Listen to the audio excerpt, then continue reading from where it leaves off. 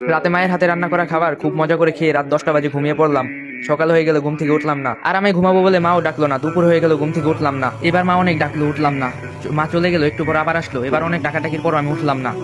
এবার বকাঝকা শুরু করলো, তারপর উঠলাম না। এবার মা একটা থাপ্পড় দিল, তবু উঠলাম না। এবার মা হাত ধরে টান দিল, কিন্তু আমার হাত পুরো শরীর নিয়ে নড়া দিয়ে উঠলো।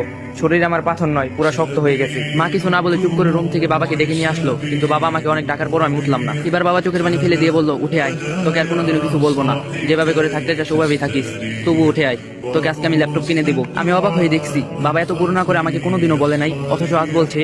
আমি উঠে আসতে চাচ্ছি, কিন্তু পারতাছি না। ওইদিকে বাবা নানান রকম লোক দেখিয়ে বলছে, উঠে আয়। একটু পর আমার বাড়িতে অনেক মানুষ চলে আসলো। ওইদিকে মা অনেক কান্না করতেছে। মাকে কেউ সান্ত্বনা দিচ্ছে, কেউ বাবাকে, কেউ ভাইকে, কেউ বোনকে নানান রকম কথা বলে বোঝাচ্ছে। একটু পর কয়েকজন এসে আমাকে খুব যত্ন করে বিছানা থেকে নামিয়ে লোহার শক্ত খাটিয়ায় শুয়ে দিল। আমি কাঁদতাছি আর বলতাছি, পেটে খুব ব্যথা লাগছে, নামাও এখান থেকে আমাকে। কেউ আমার কথা শুনছে না। একটু পরই মানুষগুলো গরম পানি নিয়ে এসে আমার শরীরে কিছু পানি ঢেলে দিল। ইস, আমার শরীরটা পুড়ে যাচ্ছে বলে চিৎকার করছি, কেউ আমার কথা শুনছে না। আমাকে পরম যত্ন করে গরম পানি দিয়ে খুব সুন্দর করে ঢেলে ঢেলে ধুয়ে দিচ্ছে। আমি কাঁদতাছি, আমাকে গরম পানি দিও না, আমার শরীর পুড়ে যাচ্ছে, ডলা দিও না, আমার খুব ব্যথা লাগছে। কেউ শুনলো না আমার কথা। অনেক সময় নিয়ে গোসল করে আমার শরীর ভালো করে মুছে নিয়ে আমারে নিয়ে আসলো আমার বাসার জায়গাতে। আমি খুব খুশি হলাম, ভাবলাম আমাকে এখানে বসাবে, কিন্তু ওরা আমাকে না বসিয়ে খাটের শক্ত খাটিয়ে শুয়ে দিল। একটা চাদরও নিচে দিল না। একটু পর মা, বোন আরো কয়েকজন মিলে একটা সাদা কাপড়ের কাপড় পরিয়ে দিল। মা অনেক আদর করে আমার মুখে হাত বুলিয়ে দিচ্ছে আর কাঁদতাছে। এত আদর আমাকে কোনোদিনও মা করেনি। আমি মাকে অনেক করে বললাম কান্না থামাতে, কিন্তু মা কান্না থামাচ্ছে না। আমি এত করে বলছি, মা কেঁদো না, মা কিছুতে আমার কথা শুনছে না। একটু পর কয়েকজন এসে আমার পা মাথাটা বেঁধে দিল। আমি এত করে বললাম আমার বাঁধনটা খুলে দাও, কেউ আমার কথা শুনলো না। মাকে সরিয়ে দিয়ে আমাকে নিয়ে যেতে লাগলো।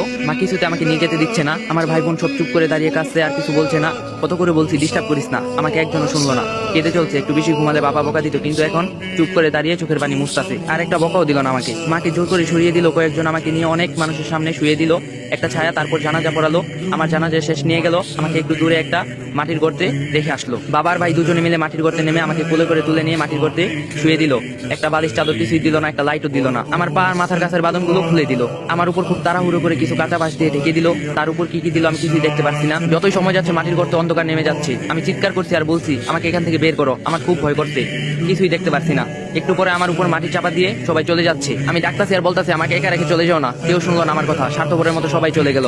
আমি একা থেকে গেলাম ওই অন্ধকার কবরে। মৃত্যুবরণ করবেন না, আরো রং তামসা কি বাকি আছে? আচ্ছা, আজকে আপনার বা আমার জীবনের শেষ দিন না তো? আল্লাহ তাআলা আমাদের সকলকে ঈমানের সহিত মৃত্যু দান করুক, আল্লাহুম্মা আমিন। আর সত্যি কথা বলতে, এই ভিডিওটা বানাতে গিয়ে আমার নিজের চোখের পানি চলে আসছে, আর আমার শরীরটা অনেক খারাপ। আমি ঠিকমতো কথাও বলতে পারতাছি না। সবাই আমার জন্য দোয়া করবেন, আমি যেন তাড়াতাড়ি সুস্থ হয়ে যাই, আবার আপনাদের মাঝে ফিরে আসতে পারি। আর যদি ভিডিওটা ভালো লাগে, কপি লিংক করে দিবেন।